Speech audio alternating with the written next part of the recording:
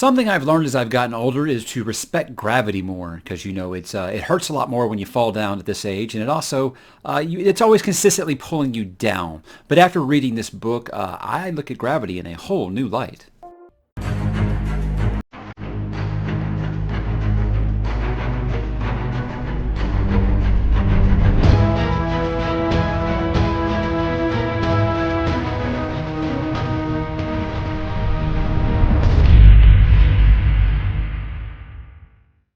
Hey, what's up, bookworms and sci-fi fanatics? Mike back again today to talk a little science fiction as we're going to be dipping into the Expanse series by James S.A. Corey. The first book in that series, Leviathan Wakes.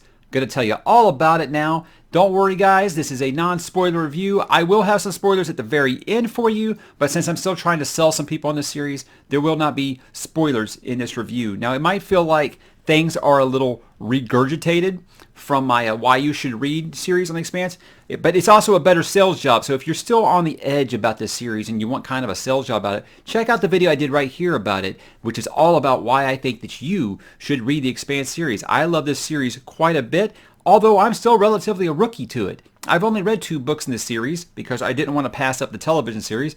And now I just got locked into a busy schedule, and I haven't been able to read books 3 or 4 yet, which is where the show currently is. But I'll talk about the show a little later in this. This is about the first book in the Expanse series, Leviathan Wakes, and we're going to begin by asking, what is this book about? This is the new format we use on the channel. What is the book about? What makes it good or bad? What are the key players kind of thing? Why should you read it? And then, of course, spoiler talk at the very, very end. I figured that's the best way to please both audiences, some that love the spoiler reviews and some that do not like the spoiler reviews. Now, however, when it does get into a long series like this is going to be 9 books by the time it's done. I think there's 5 or 6 novellas out at the moment. Those later reviews will probably be all spoiler because I figure you're not going to be watching a non-spoiler review for book 4 of a series still trying to decide if you want to read it or not. I figure at that point you're probably in. But since it's the first one, I'm going to use the format that I'm using for my Stephen King Into the Multiverse series where I'm trying to sell people on it, but then I'm going to be talking about the connections, and that's going to help you kind of understand why that's in the spoiler section. But enough about that. Let's get into Leviathan Wakes. Now, what is this book about? First off, you have the author that goes under the pseudonym of James S.A. Corey. This is actually 2 gentlemen. One is Daniel Abraham. You might know him from The Dagger and the Coin and The Long Price Quartet. And then Ty Frank, as that name sounds kind of familiar to you, it might be because you were a big Game of Thrones fan and you know that Ty Frank was basically George R.R. Martin's assistant. At this point, I feel like he should be writing those books, but that's a topic for another time. But they write these books together. They use the pseudonym James S.A. Corey, and I think it's really a great format and a formula I wish that more authors would use to realize, when they're going on too long about something, when they need to expand on something, and all that good stuff. But this is a space opera that is set about a couple hundred years in the future. It is within our solar system. We have colonized the solar system. We haven't quite went interstellar yet, but Earth, Mars, the belts, all that stuff, colonized. We are all colonized on it, but it is different nations, and they are not happy with each other. They are kind of, Earth and Mars are locked in a Cold War, and they're kind of pointing the nukes at each other right now. So that's where the backdrop kind of starts. But you have two main stories rather in this story. You've got Detective Miller. He is searching for a missing. He's a detective, obviously. So he's going to be having some kind of mission, but he's kind of washed up and older. No one really takes him seriously at this point. So he gets this job about a missing girl named Julie Mao. And then the other story, you have James Holden and his the surviving members of his crew from an ice freighter that are actually attacked by a stealth ship that no one has ever seen the likes of before. So you got those 2 main stories taking place in different parts of the galaxy. You got Miller on Ceres Station, and you've got Holden out in space, out here near, I believe they're near Saturn when the story picks up at the beginning. They're hauling ice, because water is one of the most valuable resources in the solar system at this point, and it makes a lot of sense. But they both have, Holden and Miller, they both have threads that kind of uncover a conspiracy that threatens all of humanity against threats at home and beyond the stars of our solar system. So it's quite an intriguing opening to that. It just drops you right into the action right away, and you're just like, wow, that already subverts my expectations from the very, very beginning, from a couple of threads that happen. And it just to where it goes until you get those two storylines eventually converge is just perfectly plotted and well paced. And that brings me to what makes this book great. Usually I would just say, hey, what makes this book good or bad? But I'm going to let the cat out of the bag. I love the book. So what makes this book great? For me, first off, I love that this feels like a believable future. A big problem I have with a lot of science fiction is technobabble and stuff that just doesn't make sense, or being able to do space travel instantaneously. What I love about this is it just further proves my theory that space is freaking scary, because yeah, there is no bigger villain on this in this series. I was going to say on the show, in this series, than gravity. Gravity is basically a main character in this, and the science is very realistic. You don't have to have a PhD to understand anything, but people who do have a PhD and they go through and they break down the series, you can go to Reddit. There are people who put full on relative quantum physics into play to say if this would work or not, and they almost always say, yeah, that is scientifically accurate. And I've always heard, I know for the show, I don't know about for the books, I imagine they do, that they use science consultants to make sure that they get the physics and they get the math and they get the science right. So I definitely think that obviously is something that was pulled from the books very, very well. Again, I'll talk about the show at the end, but I like that the gravity, basically, like I said, is a main character and is the vacuum of space is pretty much the biggest villain in this series, because it's scary, man. Space is freaking scary, and I love that they do that. What I say by a believable future is if this is about 200 years in the future, I believe it's somewhere that humanity could be at that point. Yes, we have spread out among stars. Yes, the technology advanced enough, but we're still at each other's throats. You know, it doesn't matter now that it's you know, instead of my country versus your country, it's my planet versus your planet, and that's just human nature, right? And I don't feel like it's like political commentary or anything like that. I just believe it's a believable future, and I really do like that it's you know, all these different planets. You've got you know, the planets and colonies. You got Earth, you got Mars, you got the Belt, you got Ceres, you got Eros, and they all seem like different places. There's no just standard planet A, planet B. There's no stock cardboard cutouts here. They all have different cultures. They're all like melting pots. They all have like slang, things like that really make it feel like these are different places. And I kind of compared it to the different planets on Dune about how different that they were. And you're going to hear a lot of people compare this to Game of Thrones, because everything is Game of Thrones in blank now. And I mean, even the series, the TV series marketed themselves as Game of Thrones in space, you know. I think everybody does that because Game of Thrones was the really hot ticket item for that last season, completely like ruined its reputation. But I would say to me it feels totally unique. It doesn't feel anything like Game of Thrones to me, but not in a bad way. I mean, there are your different factions. I would compare it more to Dune than I would Game of Thrones, but I do feel like it a modernized Dune in a futuristic setting. Does that make sense? But, you know, instead of your great houses, you know, you have your planets and you have your alliances, and they all really do make sense. And it feels to me like this is where we could be in 200 years from now. You know, there's no light speed. There's nothing like that. There's no phasers. It's really realistic stuff. It really is believable. And I mean, even when you just look at how they have their smart devices, you know, it's not that hard to believe that, hell, that's not that hard to believe we'll be there within 20 years, you know, but neural implants, all that kind of stuff. Technology feels advanced, but not in a way that's not believable to somewhere that humanity could actually be in a couple hundred years. And, you know, fortunately, none of us will live to see that, but it's just something that I love. And it felt really easy for me to settle into this universe, because it felt like this is something that I could really see happening. So that helps me quite a bit. Last, I mean, you got incredibly layered characters. You know, I feel like a lot of these series now feel like if they don't throw at least 65 plus new characters at you in the first book, then they're not world building right. I say quality over quantity. It never feels like an empty solar system here, but I like that the focus is on about 6 to 7 main characters, and that helps a lot. There's only 2 POV. I mean, there's the epilogue and the prologue both have a unique point of view, but the rest of the book is just 2 main POVs, Detective Miller and James Holden, and I feel like that really helps settle you in, especially, like I said, the point where their storylines converge, and literally each chapter just back and forth between them, and you're seeing this very tense situation from different viewpoints. One by a character that's that's I don't want to say young and hopeful, but obviously he's idealized, and then you got this character who's jaded and he's just through with the bullshit, and it gave it such a fresh spin on kind of like the buddy cop thing, where you have two very different viewpoints and you're getting them in rapid succession. It really helps to get that along. But you got you got Holden, you got Amos, you got Alex, you got Shed, Naomi, Miller, and Fred, and they all have unique storylines worth following. Some is just set up, obviously, for later books, but you're already asking those questions, and none of these characters are uninteresting to me. I want to know more about all of them, and I love just about every one of them have their moment in this book, and it's just fantastic setup for a main cast of characters. Now let's get into why you should read it. I feel like if I am selling this to you, I'm going to say this is the best fact-based science fiction series you're going to find, at least that I have read. I'm sure it's not the only one of its kind, but right now I think in a modern setting, again I keep saying modern, I mean modern for our times, futuristic is their setting clearly, but modern science fiction, I don't feel like you're going to find a better fact-based story.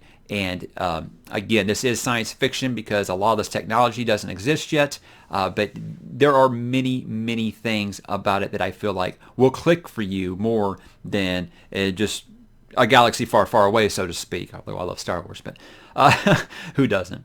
But yeah, again, I just think that it's really going to grab you in the fact that it's so in the now, but in the future. And I know that sounds really weird. Just trust me, it'll make sense.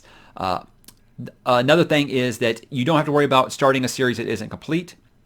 These gentlemen write very quickly. I mean, the first one I think came out in 2011, and they are finishing it up this year. There's no release date yet for the 9th and final book, but it is coming out supposed to this year. But even if so, these aren't exactly small reads. So if you could start now and probably, unless you just are light speed, see what I did there?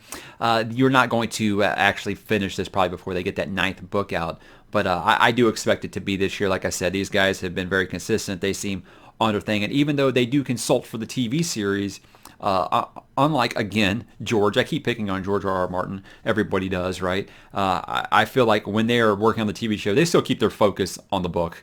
And they're going to finish this story this year. And apparently they've got a new spin-off series coming after it's done that they want to do that I have no idea what it's about because I don't know what these books are about after about book 4 because I have watched the show up to that point. And that brings me also to, because the TV series is excellent, something I usually like to do is I like to read the book before I watch the adaptation and see if they can pull things from my mind's eye, kind of what I imagined while I was reading it. However, this TV show is so phenomenal. It's my favorite show that's currently airing right now, and I'm not kidding. It is that good. I put this and Vikings like side by side as my favorite show that's currently airing right now. It's just so well done, and the big moments are so huge that when I read ahead, because I watched the first season of the television show, which didn't even cover the entire first book, and I read the first 2 books in between season 1 and season 2, and then when I watched season 2, I felt, I feel like I've just kind of, ruined all the big moments for me. I've ruined the big character deaths. I've ruined the big action scenes. I've ruined the big twists, the betrayals, the backstabbings, the political stuff. I felt like I had ruined all of that. So I decided, because I love this show so much, I was just going to stop reading, and I would read after that season came out. Like I said, I got locked into my Cosmere schedule this year and Wheel of Time and Dresden Files, and that kind of took over my plans to read books 3 and 4 this year. But I have read the first 2, and I will be picking these up when I get a chance, because I'm just going to go ahead and tell you, I think book 2 is even better than this one. So a little heavier. So yeah, why should you read this? Because the TV series is excellent, and you should watch the TV series too. I know that sounds really weird that you should do. So whatever order works for you. If you don't care about it spoiling surprises for you on the show, yeah, sure, pick the books up first. If you'd rather watch the show, get you some faces to go with all the names and stuff, even better. There are some things I feel like the TV show actually does better than the book, like for the fact that Christian Vassarala is in the first season of the television show, and she's not in this first book, and she is my favorite character in the Expanse universe. So there's that. But I can't recommend the television show enough. Okay, so this is the point, guys, where I hope I've sold you the book, because I'm going to talk spoilers now for the people who have read it and want to know what I think about those big moments, because there are several in this first book. So this is your warning. I'm going to have the spoiler warning flashing up at the top of the screen here. So you have been warned at this point. If you don't turn away now, it's your fault that the proto-molecule got you, not me. All right? So let's go. Spoiler talk now. First off, right off the bat, I feel like this book subverts expectations in a way that doesn't insult the reader. Killing everyone on the Canterbury, except for the five main characters. Five main characters, but the five surviving members. That was not what I expected at all. I thought, okay, they're going to go experiment this, and they're going to find some, big creepy crawly, and that's what this whole show is going to be about. It completely surprised me right off the bat because it set up this romance with Holden right off the bat, and I thought, okay, this is going to be their love story or whatever. Dead, just like that. So that was stunning. And then later on, all these people don't survive either. Shed's death was like, what the hell? It was brutal, but it was so good. And I usually say killing off characters early in a series like this, I feel like it's a waste. But like I said, I felt like that crew was going to be my crew for the whole series. And when they killed Shed off about 40% into the book, I was like, wow. Okay, so in a way, I can see right off the bat that's why people were kind of making the Game of Thrones comparison because no one's safe. It establishes that no one is safe. The stealth ships that took out the Donager, which is the Mars flagship, that was a holy shit moment for me because I thought, okay, sure, one of these stealth ships could take out some, creaky old ice freighter out in the middle of nowhere, but you're going up against Mars flagship, their warship, and I think it was like 4 of them. They beat that thing. Holy hell. So now you see what you're dealing with. This is some serious shit here. So that was very, very surprising. Then you got Miller's long investigation, this whole book where he's trying to find Julie and he's tracking her down and he's hot on the trail, and right when you think, okay, he's going to find her, too late. She's dead. Oh, man. Man, what a gut punch it was. But then we have a really cool firefight, and it all makes sense. And that's a point where Holden and Miller's storylines converge, and I'm loving it. I'm loving it. This is where it kind of transitions into a reluctant buddy cop, almost got like a Lethal Weapon thing, because one character is kind of older and jaded, and while Holden isn't quite the Riggs, I definitely think that Miller was the Murtaugh. I'm too old for this shit. So I feel like actually, if you're gonna do the Lethal Weapon comparison, Miller's kind of got some Riggs and Murtaugh in him because I do believe that he's got some suicidal tendencies, which we'll talk about here in a minute. But them two teaming up to escape series, just such wonderful back and forth. Like I said, I love having those chapters back to back and seeing it from one point of view and then flipping to the other person's point of view. Just great stuff, and seeing how they learn to work together. And it seemed to me like they were very antagonistic towards each other, but by the time they're escaping that, I felt like, okay, they actually give a shit about each other. They want to see each other get out of here. Of course, Miller shoots Dresden in the head, and there's that, and that kind of turns everything back around. But again, to me, Miller was just Jack Bauer in space, and that's why I'm sad he's only in one book, sort of. We'll talk about it. The Rocinante, I think really any science fiction story has to establish a relationship with a vessel. And not quite like on the level of like a Millennium Falcon or something, but maybe like a Black Star. If you guys watch Babylon 5, it kind of makes me think of something like that. It's a ship that basically becomes a character, and I really appreciate that. And I love how it seems like Holden and Amos can't agree on anything at first. But the first thing they agree on is the ship. And I don't know if I'm remembering that from the book or the TV show that they agree on naming the ship the Rocinante. Really cool stuff. I felt like it was the first bonding moment between Amos and Holden, and they actually start to get some respect for each other. Even if it is still a little bit of a Jane and Malcolm from Firefly, where I could run this ship better than you. But again, that's just all subjective. That depends on how you take it, really. Another thing I liked was Namie stifling Holden's advances. She basically says, look, I know what you were like on the Canterbury, and you were a ladies' man, and I don't want you telling me your love of me just because I'm the only girl here. In a way where I feel like it isn't forced to be, the strong female telling all the men what's up. No, nothing like that. I feel like this series doesn't do that at all. Another thing that I like about this series is that there is no identity politics. I mean, you have the people who look down on like the Belters and things like that, but you don't have 2020 American, gender identity politics like you would in any other kind of setting. This is like we've moved so far beyond that we've got a whole new set of prejudices. So I like that quite a bit, that it doesn't do all that ham-fisted kind of stuff that it seems like every modern sci-fi, fantasy, or horror story can do now. But again, this kind of bucks all that, and this feels like its own thing. But obviously, the revelation that the protomolecule is of alien origin, and Saturn who Phoebe is not like naturally formed. It turns out it's actually like a super weapon built by extraterrestrial forces to destroy Earth about 2.3 billion years ago to kind of mold it into something else. Is kind of how it's insinuated. So there's the hook right there. I'm like, okay, I want to keep reading just for that. That is brilliant, brilliant stuff. So you realize now we are not alone in the universe. And I realize only a fool would have to believe that we're alone in the universe, something that's just like immeasurable in size and apparently is still expanding. Yeah, that's a good hook right there. That's a good setup, and definitely want to know what's coming next. And lastly, Miller's sacrifice and his heroism. This whole time you're like, oh, he's just some burnout. He's just some washed up old detective that nobody takes seriously. He cracks the case. He gets fired for it. But in the end, he pretty much like falls in love with Julie, or maybe the idea of Julie, to a point to where he's the one who's able to talk her off the ledge there at the end and from destroying Earth with the use of the protomolecule, and they crash into Venus. And it sucked. It sucked seeing him go, because I was like, okay, this is a character I can get behind for the whole series. Oh, shit. So that's one of those things I said was kind of ruined for me when I watched the television series. But it's beautifully done, and I'll just say maybe we haven't seen the last of Miller.